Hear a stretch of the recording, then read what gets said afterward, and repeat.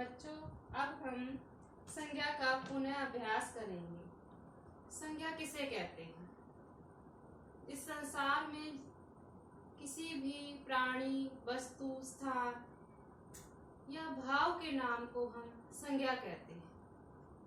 संज्ञा सभी का नाम होता है, चाहे किसी का भी कोई भी व्यक्ति का नाम होता है, उसे हम संज्ञा कहते हैं। संज्ञा के 3 भेद होते हैं। सबसे पहले है व्यक्तिवाचक संज्ञा,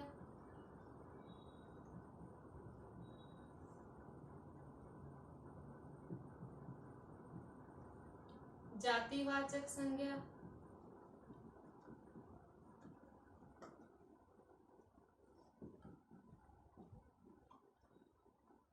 और संज्ञा का तीसरा भेद है भाववाचक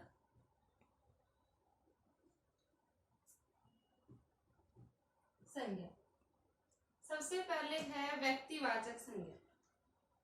बच्चों, इन वाक्यों को सुनो।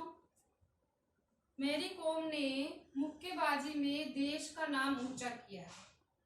तो इस वाक्य में मेरी कौम एक विशेष महिला का नाम है। और दूसरा वाक्य सुनिए, देश विदेश से पर्यटक ताजमहल देखने आगरा आते हैं। इस वाक्य में आगरा एक विशेष स्थान और ताजमहल एक विशेष इमारत का नाम है। तो ये सब व्यक्तिवाचक संज्ञाएं हैं। तो व्यक्तिवाचक संज्ञा की क्या परिभाषा हुई? जिस शब्द से किसी विशेष प्राणी, वस्तु या स्थान के नाम का बोध हो उसे व्यक्तिवाचक संज्ञा कहते हैं। इसके और भी कई अन्य उदाहरण हैं, जैसे कि महात्मा गांधी, अमिताभ बच्चन, राकेश, कुर्सी, मेज, रामचरितमानस, गंगा, हिमालय, लाल किला, अमेरिका आदि सभी ये व्यक्तिवाचक संज्ञाएं हैं। इसके बाद है जातिवाचक संज्ञा। आप पहले इन वाक्यों को सुनिए। बच्चे मैदान में पतंग उड़ा रहे हैं और पक्षी पेड़ों पर चहचहा रहे हैं। इन दोनों वाक्यों में बच्चे और पक्षी किसी विशेष प्राणी का बोध न कराते हुए उनकी पूरी जाति का बोध करा रहे हैं। तो ये कौन सी संज्ञा है? ये है जातिवाचक संज्ञा। बच्चों, जातिवाचक संज्ञा की परिभाषा क्या होगी? जातिवाचक संज्ञा की परिभाषा है जिस शब्द से किसी वर्ग या जाति के सभी पदार्थों, वस्तुओं या प्राणियों का बोध होता है उसे जातिवाचक संज्ञा कहते हैं।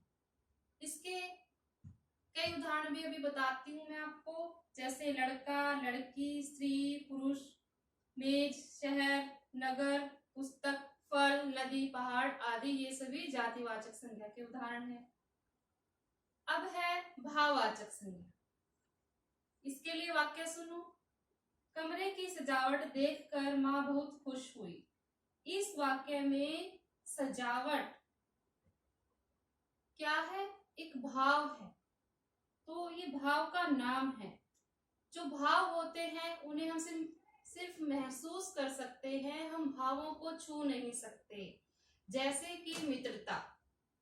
आपका मित्र, वो मित्र है। मान लो कि आपका मित्र सोहन है, तो आपको पता है कि वो आपका मित्र है, परंतु जो आपका उसे संबंध है वो क्या है? मित्रता का संबंध है। तो क्या आप मित्रता को छू सकते हो? नहीं। आप मित्र को छू सकते हो परंतु मित्रता को नहीं। तो ये एक भाव है। जिस शब्द से किसी व्यक्ति, स्थान या वस्तु के गुण, दोष, दशा, भाव या स्थिति का बोध हो उसे हम भाववाचक संज्ञा कहते हैं। इसके अन्य भी उदाहरण हैं, जैसे सत्य, विश्वास, प्रेम, अहिंसा, हरियाली, सुंदरता, बचपन, बुढ़ापा, मानवता, हार, जीत, पढ़ाई, ऊंचाई आदि। तो क्या है ये सभी भाव हैं। ये भाववाचक संज्ञा के उदाहरण हैं। बच्चों, संज्ञा के 2 भेद और माने गए हैं और वो जातिवाचक संज्ञा के अंतर्गत रखे गए हैं। ये 2 भेद है समुदायवाचक संज्ञा और द्रव्यवाचक संज्ञा। पहले है समुदायवाचक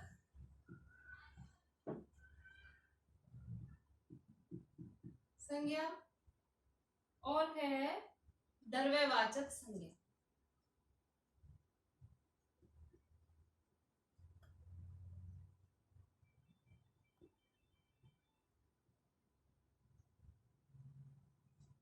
समुदायवाचक संज्ञा। पहले बच्चों आप इन वाक्यों को सुनो। मैच देखने के लिए स्टेडियम के बाहर लोगों की भीड़ जमा थी और हमने जंगल में कुलाचे भरता हिरणों का झुंड देखा। तो इन दोनों वाक्यों में भीड़ और झुंड शब्द समुदाय या समूह का बोध करा रही हैं, तो ये समुदायवाचक संज्ञाएं हैं। तो इसकी परिभाषा कैसे होगी, सुनो।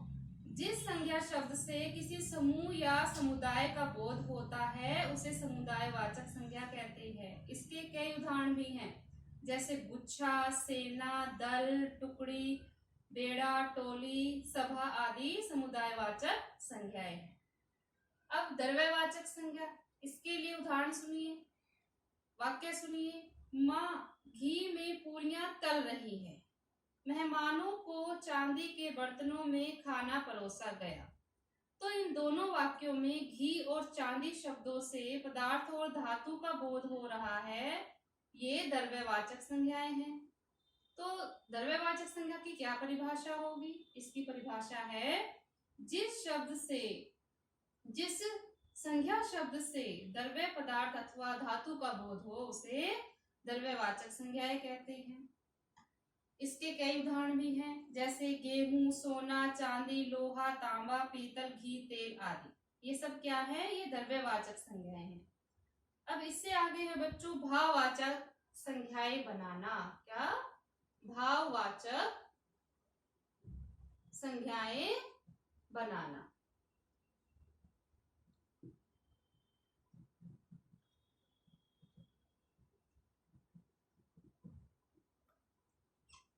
बच्चों भाववाचक संज्ञाएं 4 प्रकार के शब्दों से बनती हैं, और ये कौन कौन से शब्द होते हैं, जातिवाचक,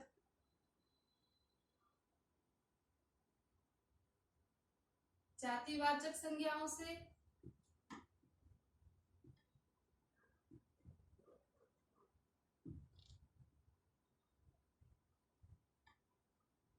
सर्वनामों से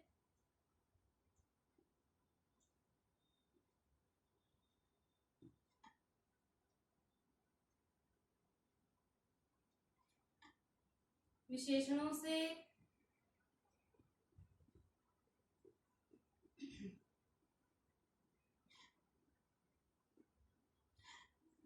और क्रियाओं से।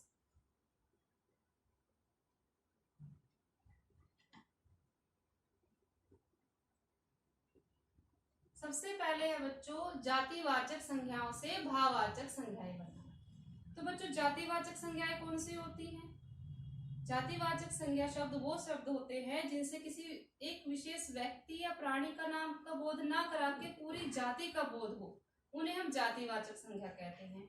और इन जातिवाचक संज्ञाओं से हम क्या बनाएंगे, भाववाचक संज्ञाएं।